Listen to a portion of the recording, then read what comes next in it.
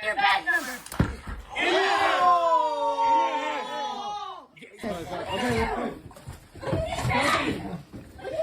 Kelsey, you have a word for your arrest. Go ahead. Kelsey, you have a word for arrest. Go ahead.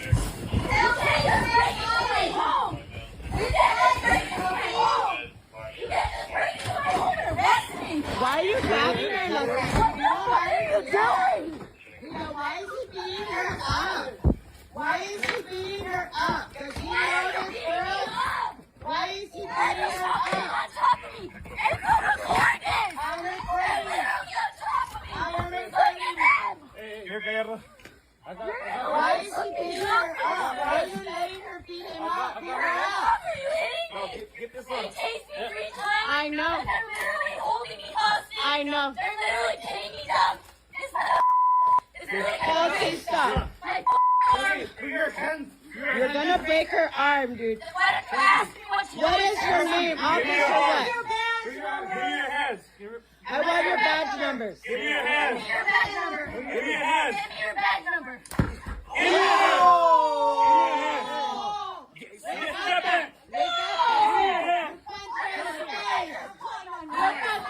Call 911 now. Call 911. We're calling 911. Get on this side. Get on this side, sir. You did not have to hear her. You did not have to hear her. We're calling 911 now on you. Okay, here comes. Call their supervisor. We already Tell did. them they're literally punching me. They're punching me. They're punching. They're beating the shit out of me. Why is he hitting her? Make them stop.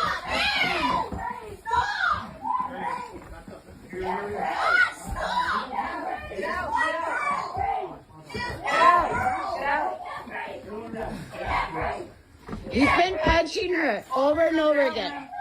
No, I'm recording this. Because he beat her up.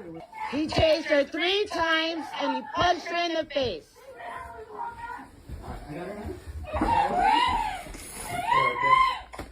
Can't breathe. She can't breathe. You got her stuffed in her pillows. We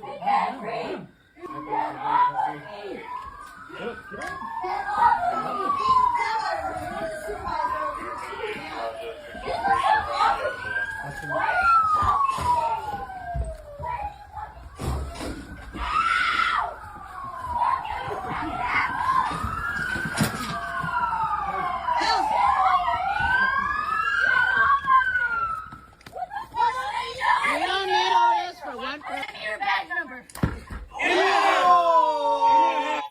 Okay, so sorry you guys, I had to insert this so that you could see, so that I could give some commentary because for some reason it's not allowing me to go into the studio where I make my videos and stuff and edit this in a way that will incorporate vocals. But I just want to bring this video to the channel just so that we can, because police brutality is definitely a topic that I have spoken about often, and I do, I won't say like speaking about, but am passionate about speaking toward and to as an issue. But even though the people involved in the situation, particularly the victim, is not, or survivor, is not Black, to my knowledge. I mean, clearly, I want to say to my knowledge just because, you could, have a little drop or something, but, whatever the case may be. Your parents could be biracial or whatever. But, yeah, no, this person is clearly not Black and they don't look like it. And I'm just about certain of that. But anyway, it does feed into the narrative of the conversation that we have when it comes to police brutality. A lot of the time it's racially charged, and it disproportionately affects Black people in America, more so than anyone else. But when these things happen, even when we end up like, um, being the victims in the situation, people are, still saying things like, comply or die. And you see all of this all throughout the comment section. And it's just like, it's weird to me, but it's not at the same time because we are living in a very volatile, very fascist, white supremacist, Nazi time that sees a lot of, it sees women, um, black people, non-white people, gay people, trans people. Everybody is going through it. So,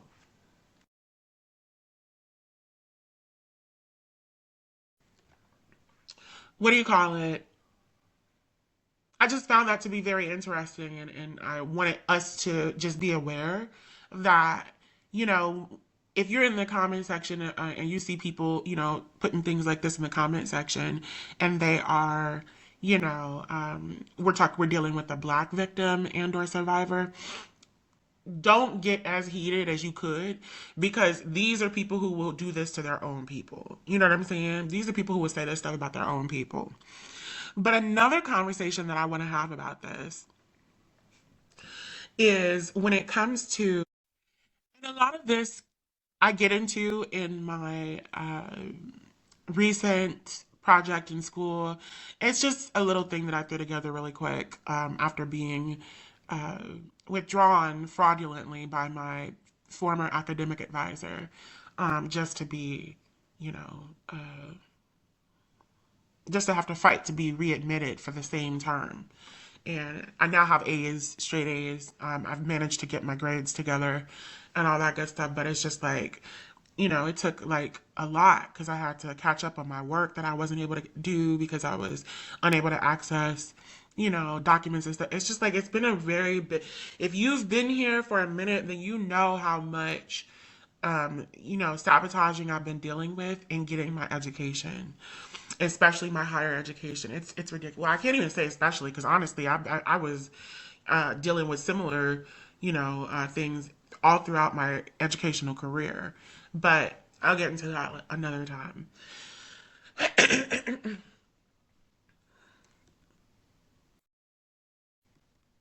I'll get into that another time. But tanks and bombs and guns in your head, which is obviously playing off of the zombie song by the Cranberries. And I've done a cover of that. So if you look up my name, Lynn Ferguson, zombie, then you'll find it. Preconceived visions of victims and perpetrators. So sorry, you guys. I did bleep out what school I go to because I don't want people to know all my business because people have already. I'm starting to realize that I have to keep things closer to me because people are being very, you know, um, ugly out here nowadays. It's just getting more and more desperate for a lot of people. So you just got to be careful. But I don't want to get too deep into this, even though it's not that long of a project. I really would have made it longer had I taken more time with it. But the abstract just includes that in regard to the topic of gun violence and safety laws and race, who is considered a victim perpetrator of gun crime? How can we better address that issue? How has this conversation evolved over time?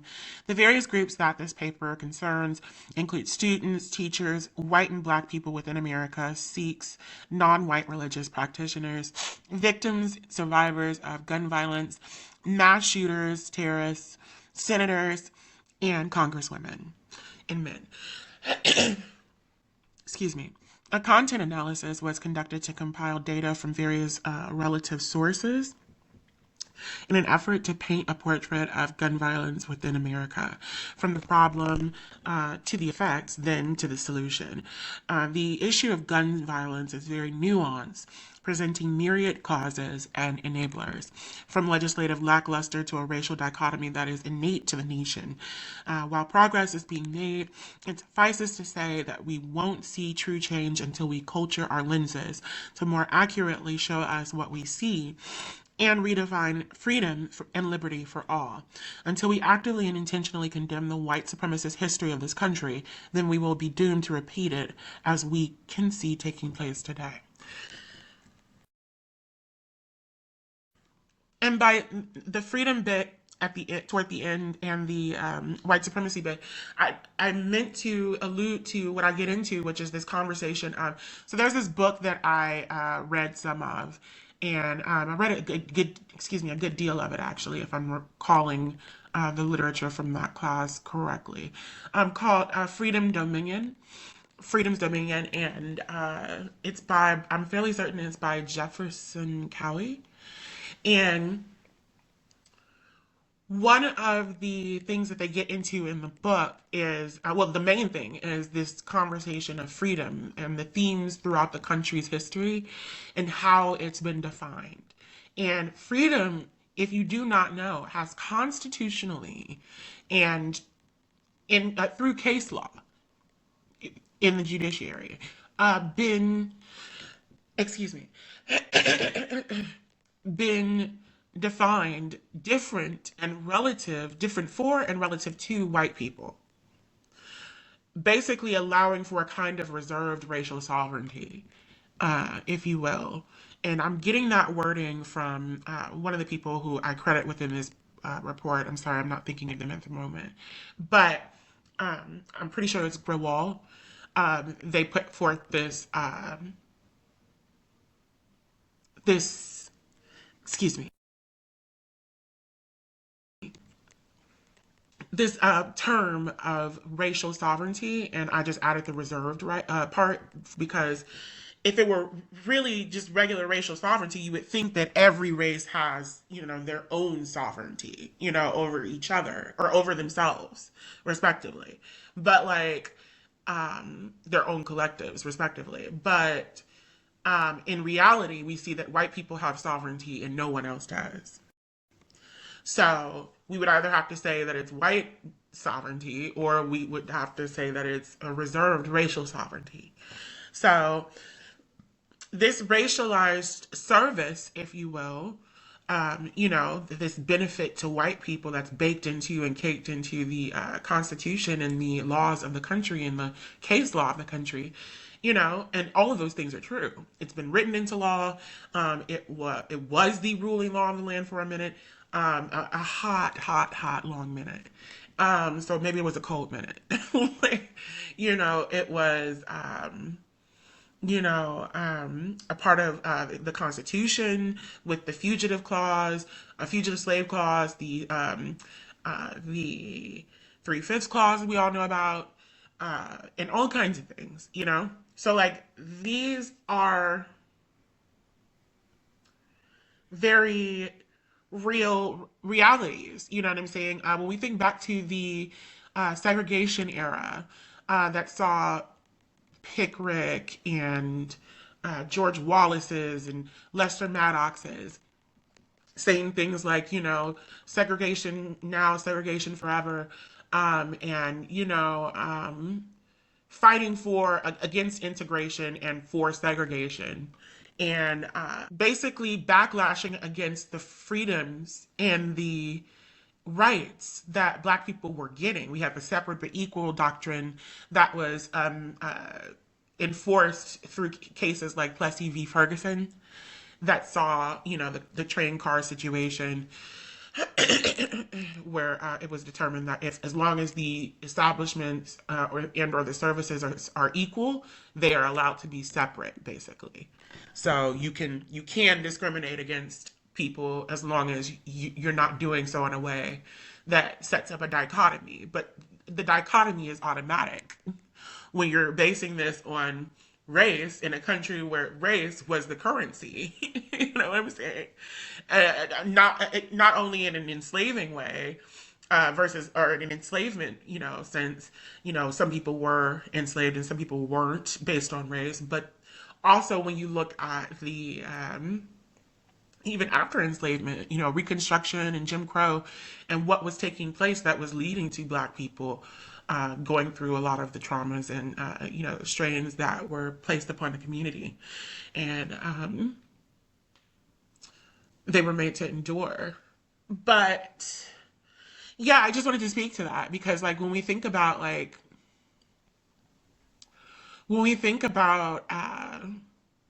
Black people being seen as so dangerous and being seen as people who need to, you know, um, have their lives taken by police officers because they didn't comply or resisted arrest.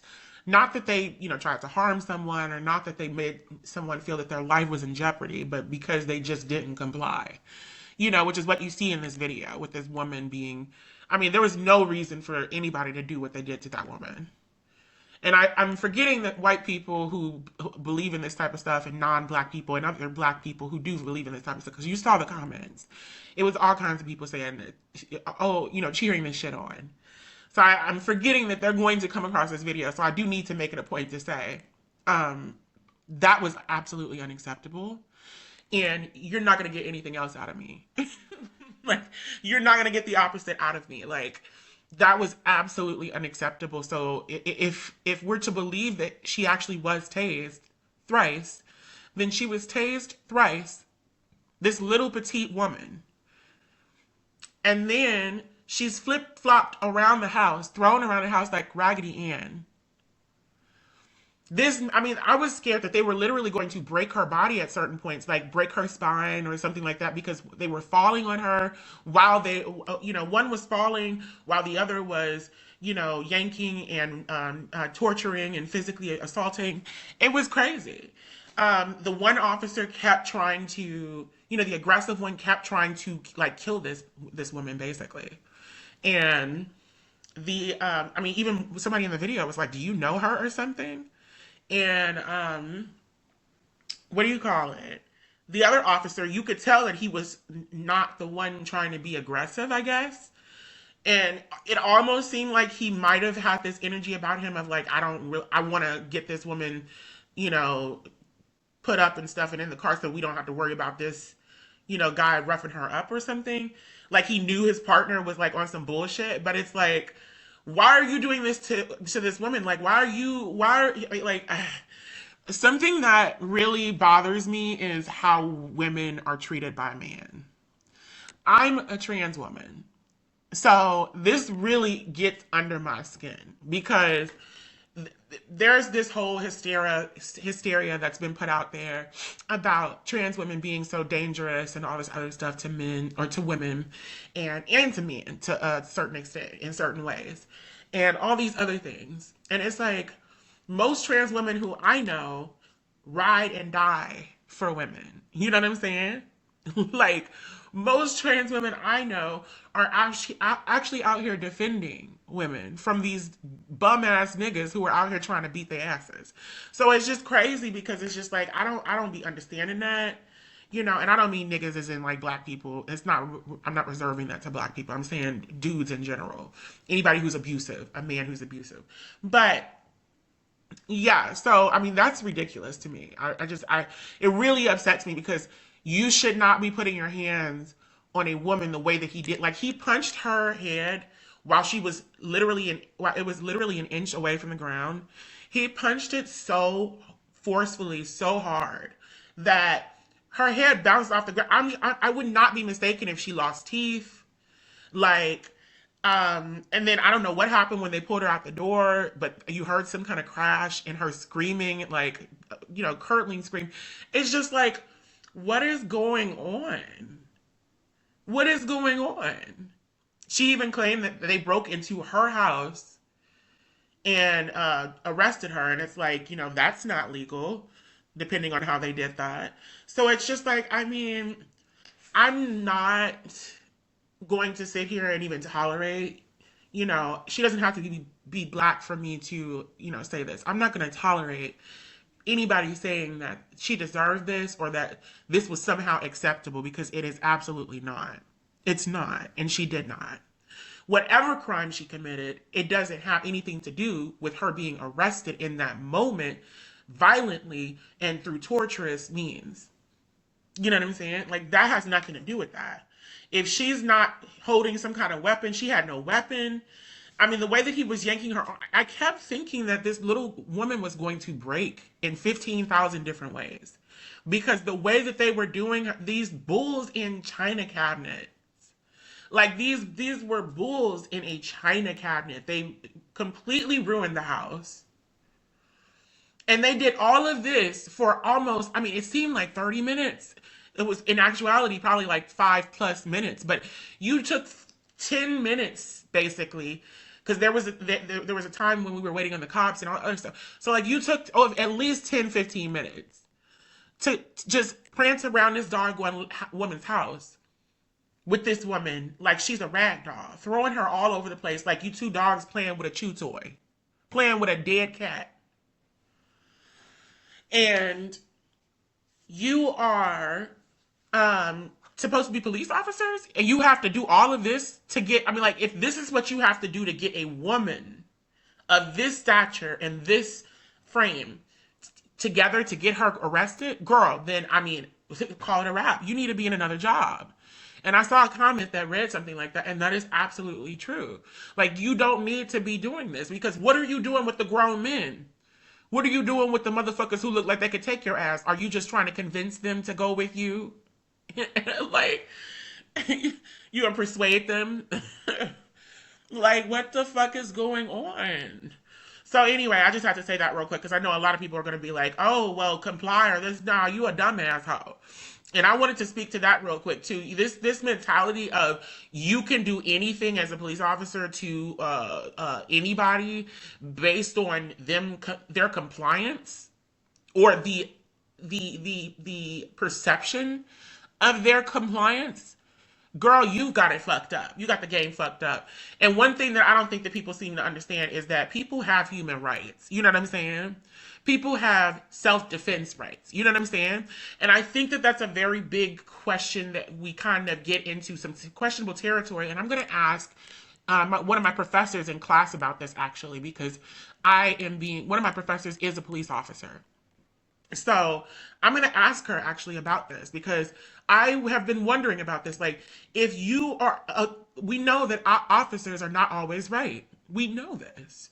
We know that certain situations can happen when you have rogue police officers, or you just have officers who are working working within and doing according to what they have been taught, and they still end up being tried and convicted of, violating people's rights and the law or whatever the case may be. And they've killed someone or they've hurt someone. We know that those cases exist. So what happens when you're in a situation like that? What happens when you as a human being, not even thinking about any of that.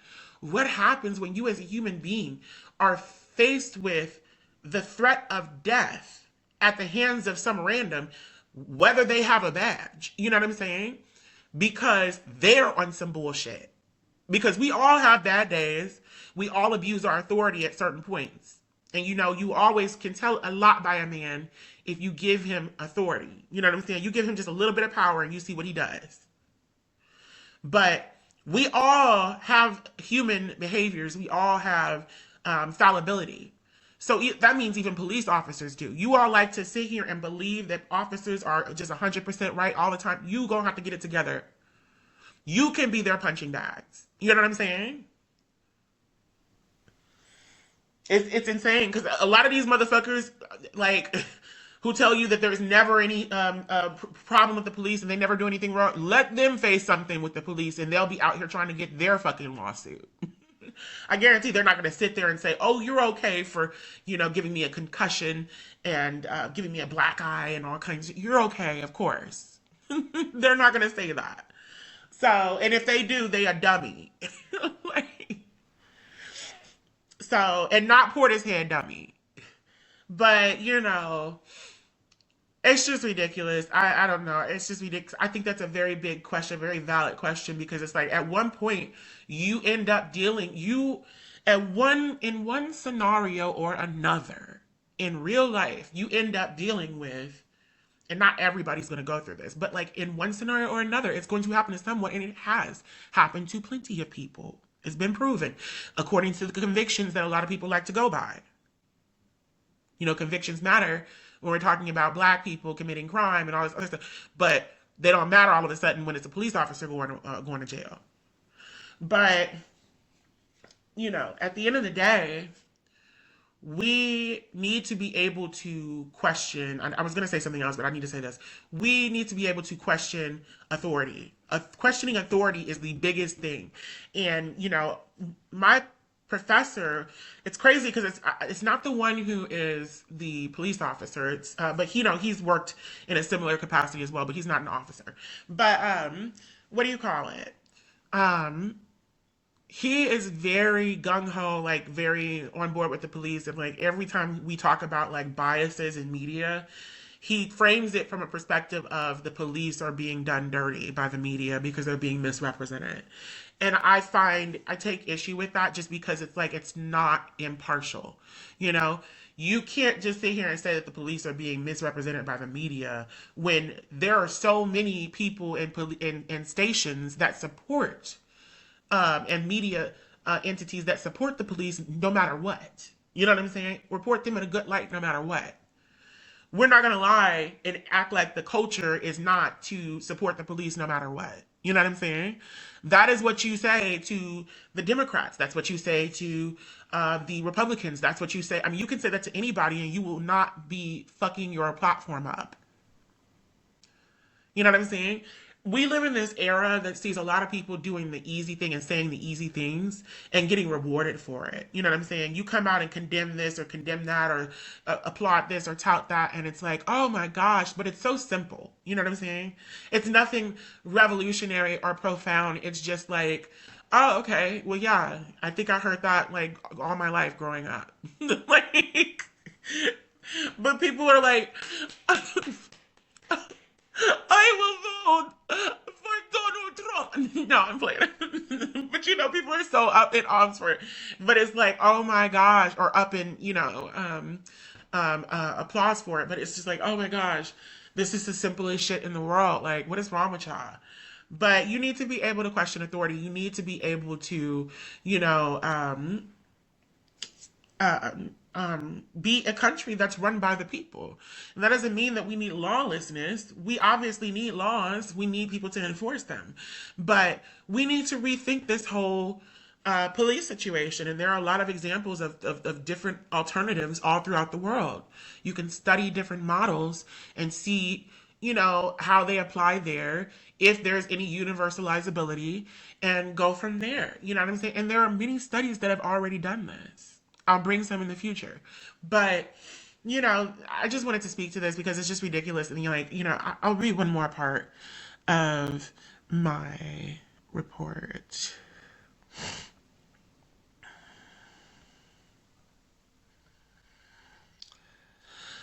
The consulted studies include multiple populations for their respective research topics, but the study focuses upon the data compiled from loose comparisons of all schools within the nation that host grades pre-K to 12 for as long as a 40-year period. Other populations' qualitative data were used without attribution of numerical or nominal specification, including victims, survivors of gun violence, mass shooters, domestic terrorists, white Americans and white people within the country, black Americans and black people within the country, Sikhs, lobbyists, the NRA, some senators, and congressmen and women. But what I wanted to put here is, or speak about is, there's a long history of white privilege that is its hand in the matter.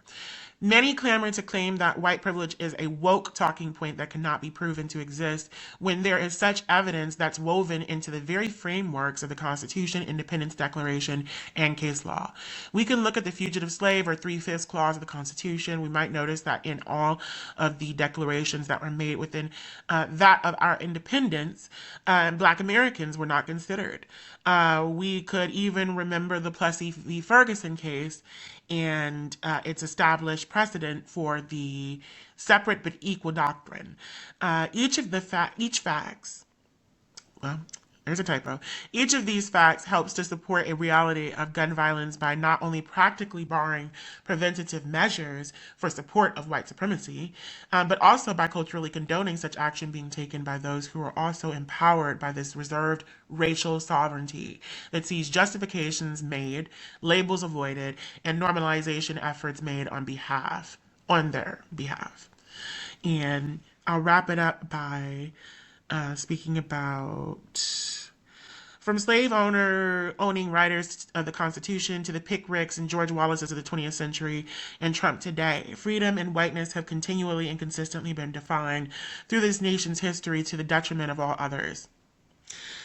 Defining freedom as the freedom to enslave others has left vestiges that allow for a lot of the deplorable violence that we see today.